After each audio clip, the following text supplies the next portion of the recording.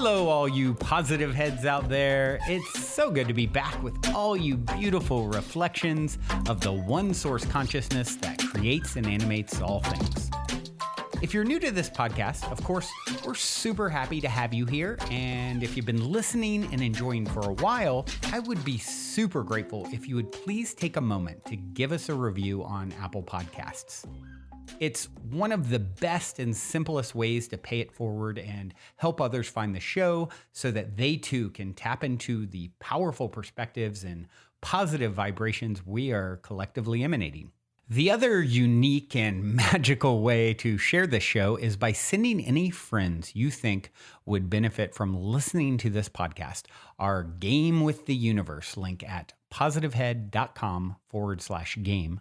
Also listed in the show notes, which will serve them up a quote-unquote random episode when they click it. Just instruct them before clicking the link to close their eyes for a moment and sincerely ask the universe to cue up the episode that contains the insight and perspectives that they most need to hear at this point in their life journey, and then click to listen to whatever episode is synchronistically served up to them. I have heard time and time again from people about the incredible results they received playing the game. So just tell your friends magical results are guaranteed or their karma back.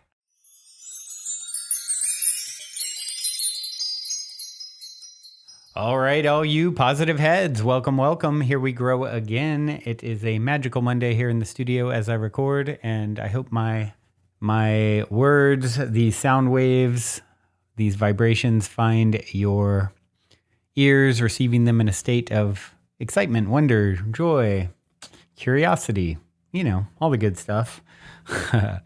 Today, I am going to, I think I'm going to pull from my Untethered Soul deck by Michael Singer, who wrote The Untethered Soul, the book. He wrote, I think there's a new actual Untethered Life or something, Living an Untethered Life book. You wrote the Surrender Experiment. Very awesome, incredible teacher, author. And I love these cards because it just gives me something to sort of play with the universe and wax poetic on whatever comes my way. They're just little quips, little words of wisdom from the Untethered Soul that Michael thought were powerful enough to distill into 52 cards. So I've read a few of them in the past, maybe 4 or 5, something like that. So I think I'm going to just, pull something. I actually just pulled something before I turned on the microphone to start recording. And my thought and intention when I pulled this card was, what is... if I pull 1, 2, 3, depending how long I sort of talk about each card that I pull, what I would like to do, what I'm calling in, is pulling something that will be the most beneficial to the most amount of people who end up finding this broadcast, which is such a fascinating thing to think about throughout time and space. Someone could be listening to this broadcast a million years from now, and it's exactly what they needed to hear in that moment to help them through whatever growth edge or challenge they're facing, right? So isn't that a fascinating concept to think now we can all live on forever, indefinitely? I mean, at least until the universe is gone. But who knows? Maybe someone will take this podcast recording and on a spaceship that takes them out of our universe to another one, and it will go on and on. But that's mind-bending to think about, right? Us living on in that way that our ancestors did not, or that we didn't, at least as far as we know of, right? Maybe one day we'll find some recordings from a million years ago. Anywho, I digress. Surprise, surprise. Put on your surprise face, everyone. I digress. So here's the card that I pulled. The first card, anyway. The highest state you have ever experienced is simply the result of how open you were. If you don't close, it can be like that all the time. What an interesting thought to consider. Always living in a expanded state. And we've probably, many of us listening to this broadcast have had those sorts of heightened state experiences. I think of transformational festivals. I've shared a lot of stories over the years of these, fascinating experiences that I've had. And the reason I believe they're so prevalent there is because you create a container with thousands of other people who are vibrating in the who are dancing and swimming in the vibration of play, childlike wonder, magic, remembering, coming back together with the truth of their souls, their source, the God-godding, if you will, experiencing itself. And I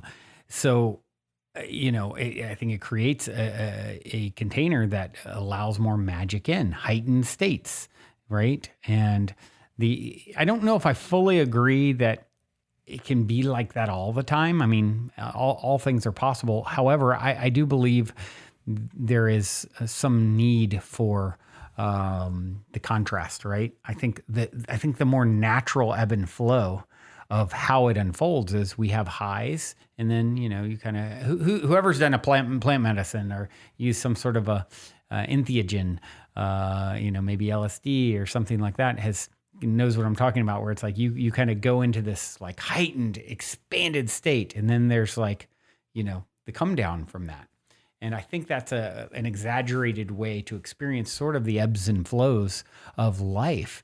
And so, and maybe Michael's right. And it's interesting that I have a little bit of a disagreement with this card, although I really love the concept. I think the heightened states can be, further, more frequently sustained. And perhaps, in a sense, maybe it is true. I'm kind of going back and forth as I think through this out loud with you guys. Perhaps, as we level up, then it's like, okay, that becomes the new norm, that stretch. And then we level up and then we expand further into a higher state, but then we come back down. But still, the highest state you've ever experienced as of this moment of hearing this broadcast, perhaps a year from now, 5 years from now, 5 days from now, that will become your new norm. And then there's a new heightened state that you expand into and that you ultimately sort of kind of reach for, you stretch, you expand, you experience more of, then you kind of come back down. I do think that there's always some level of contrast and maybe challenge, right? Which would indicate not the highest experience you've ever had. So that's why I tend to kind of disagree. However, this idea that we stretch to new heights and then maintain that does make sense. But, I guess it's all in how you judge it or look at it and quantify what is the most heightened state you've ever experienced. And if there's a challenge that comes in and that becomes your new norm, is that then less than? So anywho, I think the more important piece of this whole concept here is that if you continue to his message that he shares so clearly in Untethered Soul, how important it is to always remain with your heart open, no matter what's coming. And that's been, such a task for me in my own life to not let anger or agitation or any of those things throw me out of an open-hearted state. And I'm slowly but surely have gotten so much better at like, I may be a little frustrated, I may be irritated, I may not be agreeing with this person, but I can see if my heart is closed, and if I'm agitated and angry, I'm losing. It's instantly lost, right? It's not about being right. It's about being open and staying in that state and being able to stay in that state even when something is thrown at you that's challenging. But that, how will your mirror become polished if you're annoyed by every rub? Smooth seas didn't make for a skilled sailor. You came to be a skilled sailor. So you're going to need that contrast. And so I think if we can stay in an open heart, I fully agree that it's like, talk about the up leveling, because it's really like he talks about open heart is open connection to source, which allows the chi, the life force, the energy to flow through you. And if you're leaving the faucet on, it can continue to flow and ultimately overflow from you. And you can't help but it's like a rising tide raises all ships. Well, if you're flowing with, this source energy as a tap left on all around you and through your heart, right? You're going to naturally rise because of the increase in volume of energy, right? It's just like if it were water. Before we continue on with today's episode, I'd like to take a minute to tell you about the exclusive Dream Builder live virtual event from January 27th to 29th. If all it took was 3 short days to turn your life around, would you feel and have the courage to do so? If so, then you won't want to miss best-selling author Mary Morrissey and her team of all-stars who will show you how to break all the rules, feel more confident, and set yourself up for enormous abundance. You'll discover how to build a new, supremely confident you in 3 short days. Super powerful beyond what you dreamed possible. Learn how to rewire your subconscious mind with tools of spiritual manifestation, raising your vibration so powerfully that life rearranges itself to help your dreams come true. Plus, you'll discover the #1 secret to achieving the fabulous new life you and everyone deserves, so you can enjoy more happiness, more wealth, more joy in every area of your life. Go to bti.com/positive and register for your free tickets with a reimbursable deposit today.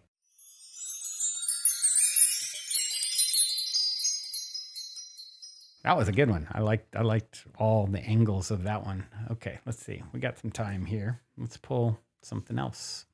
See what the universe has in store, calling in a card that will be of the utmost benefit to those whose ears it will reach. Oh, there's one that just popped out. Let's see what it wants to say. Ooh, this speaks back to the episode I did on Friday. Do not be afraid. It says the purpose. That's the title of the episode from Friday, by the way. The purpose of spiritual evolution is to remove the blockages that cause you fear. Remove the blockages that cause you fear. And what Friday's episode was about, do not be afraid. It is said that do not be afraid is supposedly quoted 365 times in the Bible.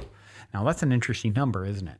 That's if that is indeed the case, and Spirit has symbolically weaved that into existence as a wink, a reminder. Every day you can choose not to be afraid. FEAR, forget everything and run, or FEAR, face everything and rise. 2 choices, love or fear. And that's how do you remove the blockages? What are the things that are causing you fear? What's causing you fear is incorrect thought around what's happening. And obviously we're not talking about fear here like putting your hand on the stove and burning. These are when fear serves you. It's like, oh, I know that's going to burn and that's hot and I don't want to do that, right? It's serving you. But we're talking about imbalanced blockages, fears, crippling fears that stop you from becoming your greatest and grandest self, right? And that's really what we're doing when we're spiritually evolving. I agree. Is removing these distorted perspectives that, as if we could, this idea that we could lose, and having not trusting our life, not trusting the universe, even if that means it's time for us to go. It's time for us to cross over, to die, right? It's like having Neil Donald Walsh on recently. And that's what Conversation with the God book talks about. Like there is no death. Death is a doorway to another life. When you were born to this dimension, you died to that dimension. It's like this idea that no one has ever died without, no one has ever died that didn't choose at the highest level. That was their exit point, right? It's like, wow, like, it's not happening to you. It's happening with you and through you and for you. Eckhart Tolle said it, I think of his quote, he says it really incredibly. He said, the secret of life is to die before you die and find that there is no death. So, we all have these mini deaths in our lives. The old version of us is gone. And, dark nights of the soul can lead to that kind of experience. Some people have near-death experiences or something more, like truly akin to the physical death. And it's like, but when you die before you die, you come to the understanding like, death is but a dream, and you wake laughing at what you thought was your agony and pain. That is the ultimate where this all leads. And when you can get into navigating from that place, you really tap into a fearlessness that comes from source, right? It comes from the understanding that you are indestructible. You ultimately, what makes up the core of what you are is indestructible. It always has been. It always will be. Change is guaranteed. Anything that you should fear, or that you've chosen to fear, or that you're focusing on, is just a part of that process. And in the end, you win. You can't lose. So fear is just like it's a construct. It's a blockage that's preventing us so often from going for it. No one gets to the other side and it's like, oh, I wish I had, worked more and done less. I'd played it safer only, and not went for that dream, even though I didn't achieve it. I don't think that one really happens. I think back to the person who I met who actually had a near-death experience drowning. And then she experienced being on the other side with the being saying, oh, well, you're back here. You went for all your dreams, right?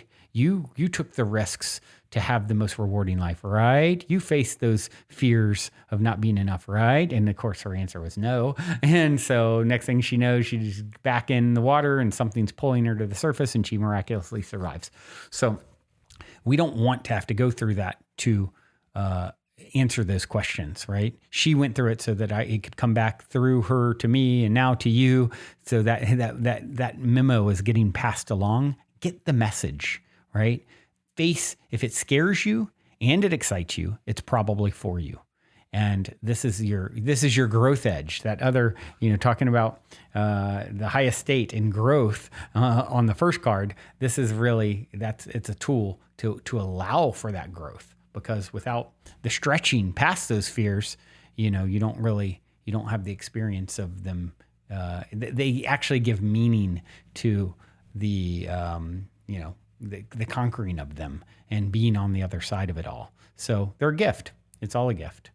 And you are a gift for tuning in yet again to another episode. I hope you have enjoyed this one. I know I have. And with that being said, I do have a song to leave you with. This is called Dreams. It's a DNA of one antennae. And an artist named Oak remixed it, so a lot of hands in this.